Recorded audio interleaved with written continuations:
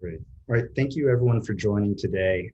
Just wanted to go over a few high-level insights coming from a project between the growth and the secure team over the last quarter. Is kind of an open-ended analysis, but primarily looking at the secure funnel, looking at the free to paid adoption rate, and look for kind of any insights we could find along those lines. So I'm going to share my presentation right now. And also just wanted to say this was a huge team effort. I wanted to thank Mike and Sam for continual feedback on the funnel and on the analysis, as well as Taylor for giving a ton of great secure context that I didn't have at the beginning of this project to hopefully build a better funnel, better set analysis for you all to use. So just clicking through. Okay. All right, so we broke this into two funnels here. The goal was to use a front-end funnel to look at user-focused engagement, clicking on to the discover for secure, going all the way through and using certain ultimate features, as well as a back-end funnel. I just want to briefly go over this front-end funnel and a few of the limitations that we ran into. So first of all, with our front-end data, it's user level only. We can't attach it to namespaces.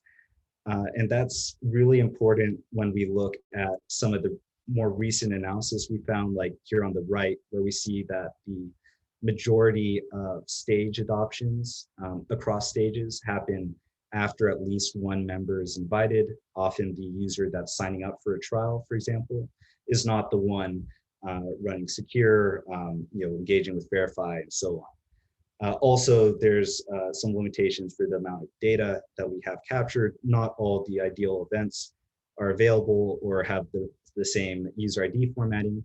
So while there is a link to that dashboard that between Taylor and I, we think it's at least directionally accurate, there are some, there is some room to kind of fill to kind of make that data more useful and actionable. All right, so moving on to the backend funnel. Before I go into this, just want to go over what we're looking at here. We're looking at about a year of data. We're looking at group namespaces that were set up for company use. There's a question that's posed to users when they create their account. Is this going to be for personal use or company use? If they select for personal use, they almost never monetize in any fashion. They're very disengaged user. So for the growth team, we look at all of our analyses through this lens of company directed signups. This is all namespace level analysis. We define paid conversion as conversion to any paid tier, but there are a few charts that look at ultimate conversion as well. And also there's a link to the dashboard where you can look specifically for ultimate conversion rates, where you'd select ultimate and gold within the filter because of the naming change conventions. And this only looks at SaaS data. So, all right, cool. All right, so first off, there's a defined initial funnel that we want to look at free stage engagement to trial stage engagement to paid and ultimate stage engagement. Due to some recent research that we found, we decided to take out that free portion of that analysis, because what you're looking here on this bar chart on the right-hand side is of namespaces that sign up for a trial. 95% are doing so within their first day. So that's not leaving a lot of room for stage adoptions, and that would really kind of dilute the numbers. So we just decided to strip that portion out entirely. So here is the high-level funnel that we came up with. I'll just kind of walk you through what we're looking at this top table right here. So what we're looking at here is the ultimate, the first denominator is the number of new group namespaces created. And then how you read each of these numbers is the percent of the previous step that went on to do this next step. So of new group namespaces, 8.3% started a trial. Of those that started a trial, 34% converted and used Create within the trial. Of this group, 53% went on to adopt verify within the trial. Next, of those groups that adopt create and verify, 22% went on to adopt secure. So that means 78% of the trial namespaces that used create and verify did not continue on to use secure within the trial period. And then finally, if they did use secure within the trial, we are seeing about 15.6% paid conversion rate to using secure as a paid namespace, which is relatively high when compared to some of the other stages and doing kind of similar analysis there. How to read this kind of bottom chart. This is the only thing that changes here is the denominator is always percent of total new group namespaces. So you could kind of view this as of all new group namespaces, 0.05% eventually use secure as a paid namespace after going through all these steps.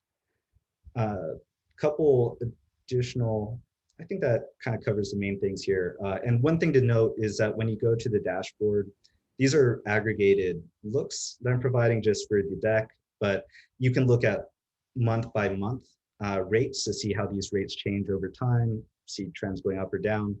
One thing to note while you're looking at those over time charts is there was a bug between mid-May and mid-June, which caused an artificially high representation of verify adoptions, which, especially because it's used here as a funnel leading into secure, when you look at those charts, it'll look like between May and June that there was a decrease in secure adoption when looking at the previous step analysis. So that's all part of this bug that was resolved mid-June. So the figures are going back to normal after that.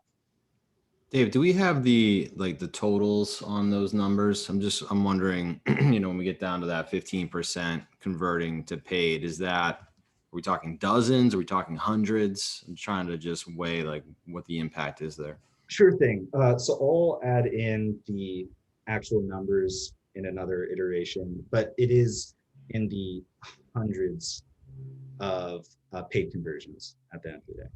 Cool. That's exciting. It's good stuff. Thanks. Yeah, of course. Good question. So I kind of follow up to that, Dave. So I don't think you're going to have this data readily handy, but I'd be curious, out of the ones that don't convert to a paid namespace, are they still using SAST and secret detection? Because we did move those down to free, and it'd just be interesting to see if the other things in Ultimate are not, driving enough today to keep them in the paid level when they realize they can go run those two scans types for free. Great. That's a great question. I think we can both thank and yell at Taylor for moving things down.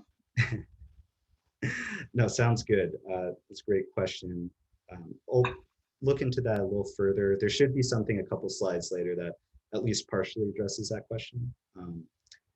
Okay, moving forward. So this next one looks at what secure feature are they using within the trial, and what is the conversion rate to them using secure, that specific feature, or converting to just a paid namespace after using that feature within the trial.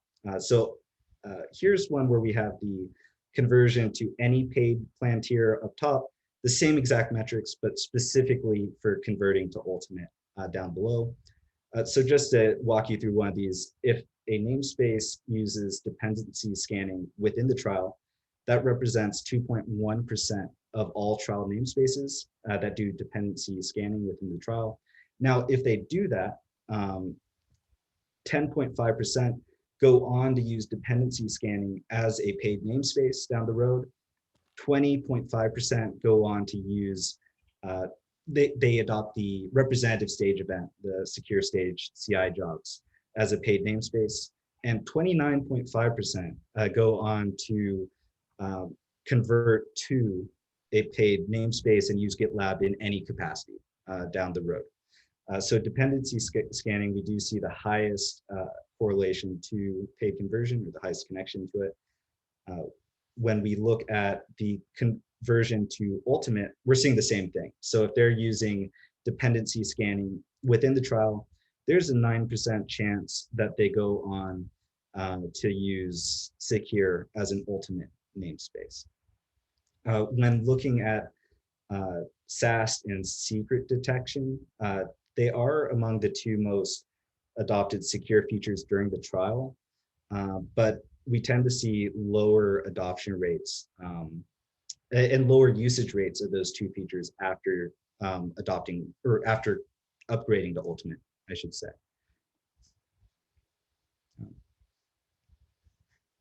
Okay, great. This one takes a look at the secure stage feature adoption paths. So this, the order here matters. This is when a namespace starts a trial, what is the order that they're adopting secure stages, and how does that relate to, what's the popularity of this path within secure percent of namespaces, what percent of these namespaces that use this path, what percent convert to a paid namespace within 90 days, and what percent convert to ultimate within 90 days. So when looking at the most common secure feature adoption paths, dependency scanning is among the first two features adopted for any trial namespace that converts to ultimate. Next thing is that when looking at our most commonly used paths, using at least 5% or at least making up at least 5% of the paths here, we see that they follow dependency scanning, license scanning, SAST, and then secret detection. So if you see, that's this second row right here, we see that there's a 3.28% paid conversion to ultimate within 90 days. But if they do that same pathway and then add on DAST at the end, all of a sudden it jumps to 7.14% paid conversion rate.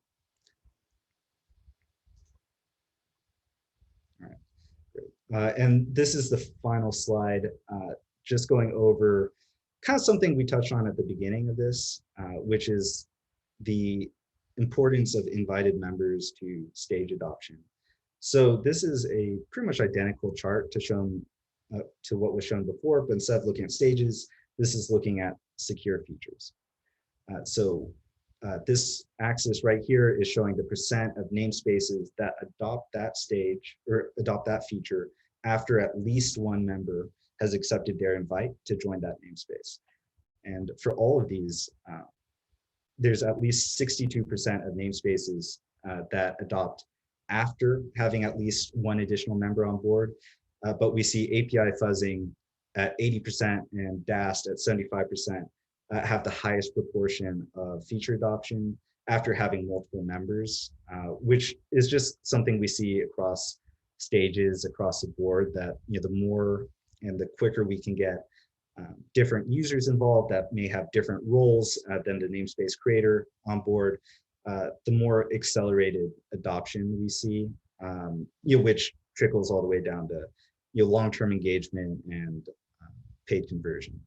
So that's it. So thank you all for taking the time.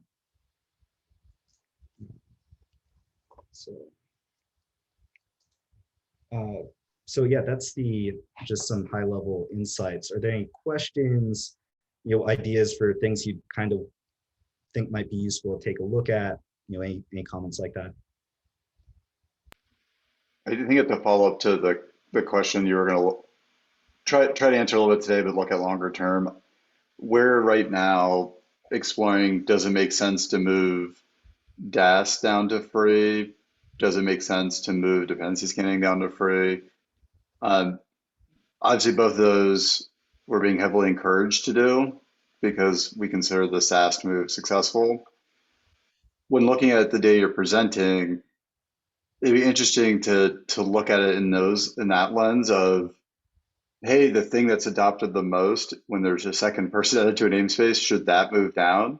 Like, it feels like the data says no if it's leading to trial conversion, but again, I'm not sure that's something that gets answered today as much as something we should think about over the next quarter while we explore that. I think another thing to highlight here is just that while the rate at which people adopt trials post day 0 is extremely low today, I see that as a huge opportunity for us as an organization. So it doesn't necessarily mean we should say, okay, like only focus on trials. I think we should absolutely try and get people into trials as early as possible. It's clearly a path to success, but we should also think about how can we best highlight free features and the trial while they're adopting secure. So I think, Dave, it would be, well, it's a small percentage. I think it would be interesting to have a cut to say, okay, of the free users that you do use SAST in free, what do we see for trial rates? What do we see those upgrade rates at?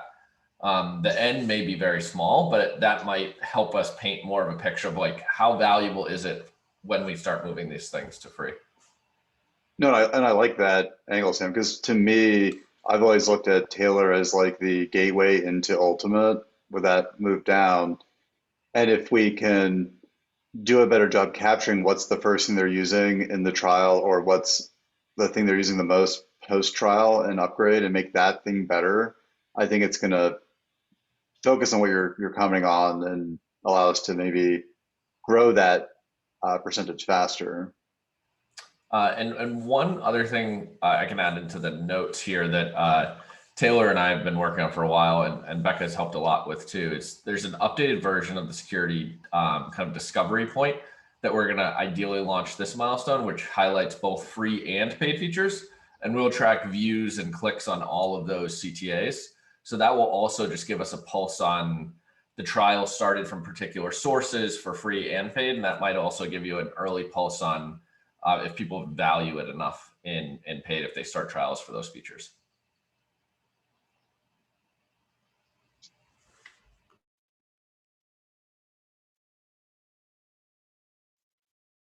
The other thing I think would help, and I think this is more like Matt's engineering team and the data team, I would love to get better instrumentation of the UI. I know you're gonna be able to capture button clicks, Sam, as part of that, but today we basically track session, not user. And I'd be interested to see from from Matt's perspective, are people leveraging the vulnerability report more than the dashboard? Are they valuing the pipeline report more?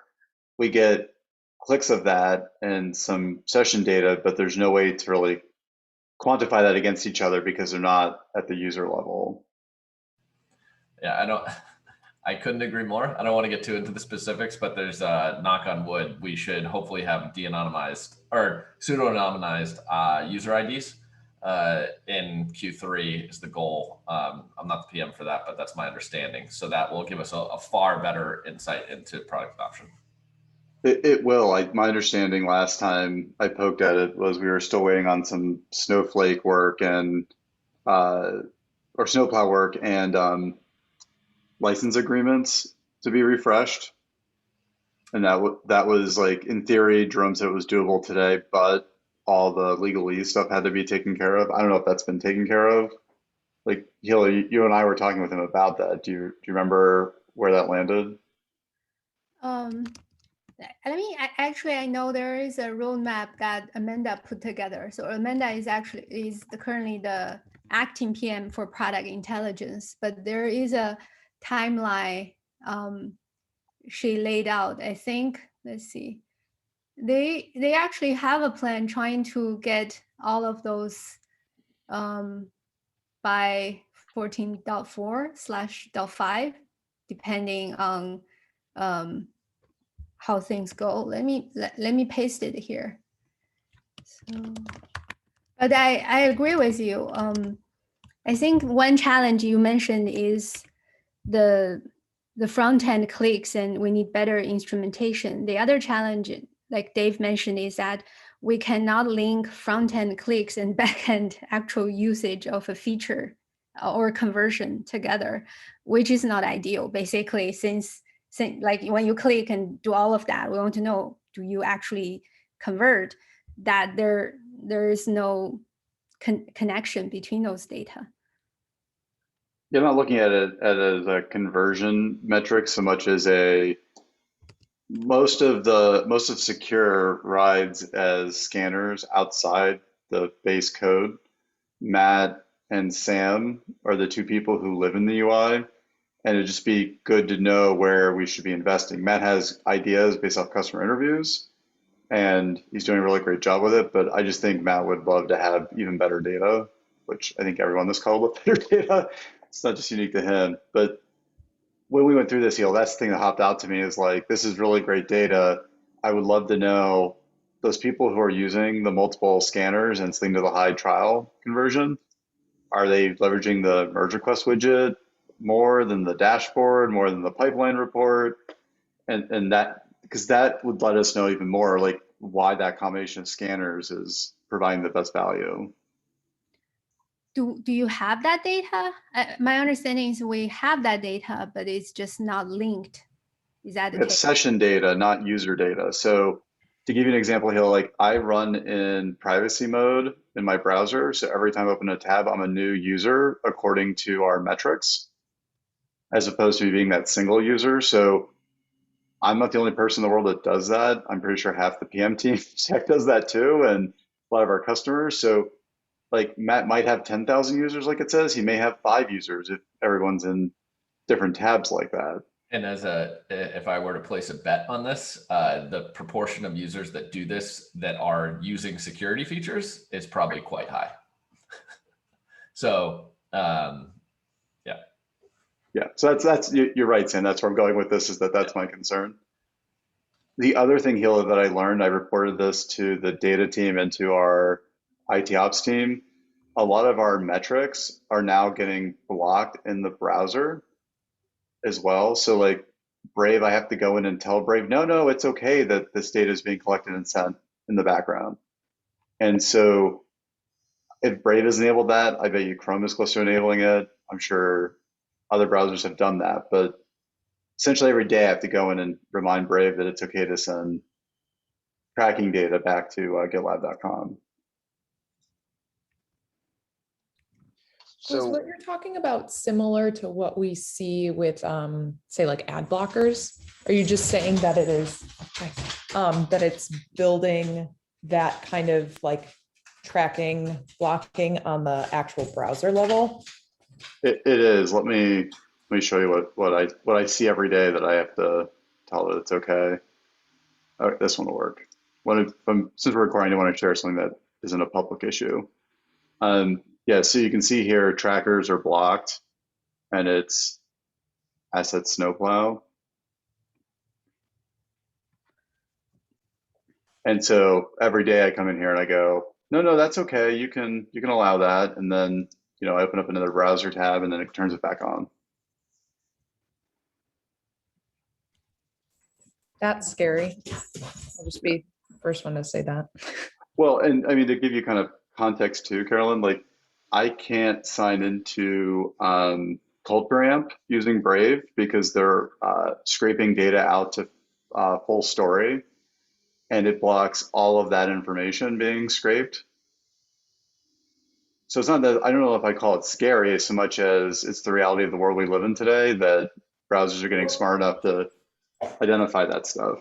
Yeah, it's scary from an analyst point of view. It makes all the sense in the world, but that's really good to be keeping an eye on, especially as we're thinking about like the front end versus the back end events and instrumentation.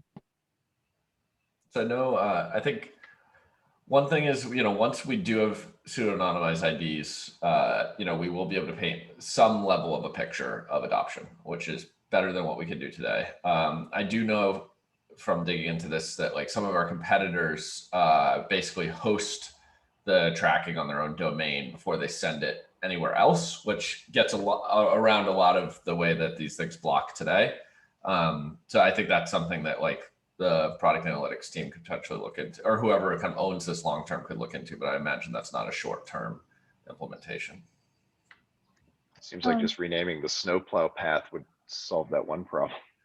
Potential, yeah. I am curious from a usage perspective. So a lot of what Threat Insights has is, I think there's actually only one user click event that we instrumented. So that's on the MR security widget because it's an actual button. The rest of it is page views, which sit inside of a namespace as part of that path. Is that something we could leverage? I mean, I don't think, as long as we're looking for things like any page visits to the security tab or any vulnerability record visit inside that namespace and not number of users for conversion, that should be there today, actually.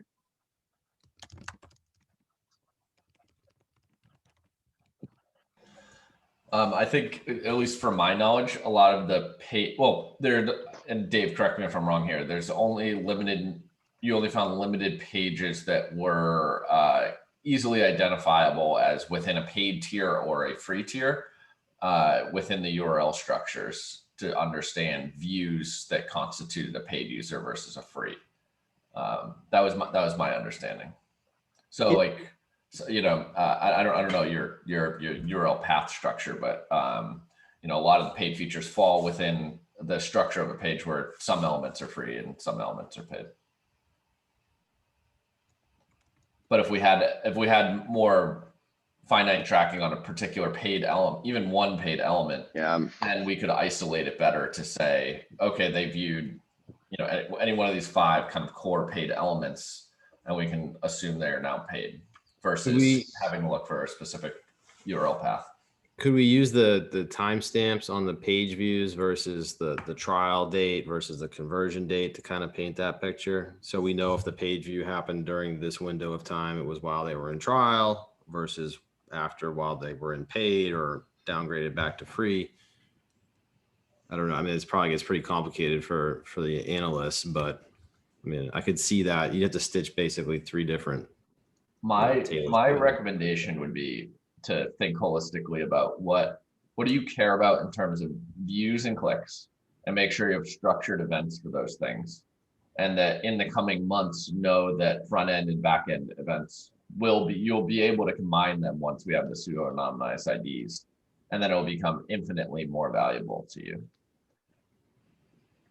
Yeah, I think part of the problem, Mike, with my stuff is a lot of the pages are specifically available at the lower tiers to present them something like a, hey, you can go enable this here if there's an upsell, or like in the case of the personalized security center, it is open to any user because you can add any project across any namespace on GitLab.com to which you have access and an ultimate license. And since we won't necessarily know if that's inside of, you know, your normal company account or not, you can get to the pages. There's just nothing there for you. Yeah. So it is pretty limited.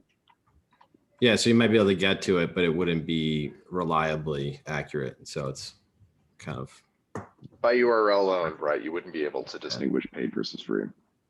That's a good point. So Matt, have you tried using a completely free account, running SAST and secret detection in it, and then going up to the security center and enabling monitor of that project to see whether or not like the vulnerability report works there as a workaround to not buy an ultimate license? No, it shouldn't work. So it actually doesn't even allow you to return projects to which your access and the license is not at the right level. Yay. Okay. Had a little moment of panic there for a minute. No, it's not a giant loophole. I think we're at time.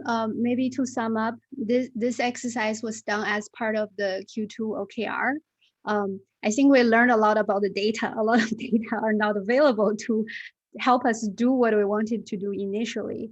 But this is a kind of a summary of Dave was able to uncover. If David, you have like specific questions, like maybe we can help close up in Q2, we're happy to do that.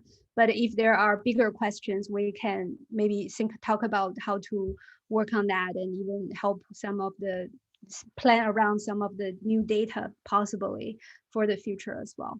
So that would be really good, because I think there's some things coming out of this. I think we accomplished the goal for this quarter. And I thank the team for the effort put in. I think there's some good items we can bring out of this that we may want to do next. And we just have to figure out when the cycles are available to do that. Cool. All right. Thank you so much, Dave, for your great work. Yeah, thank you all for the time. Yeah. Bye.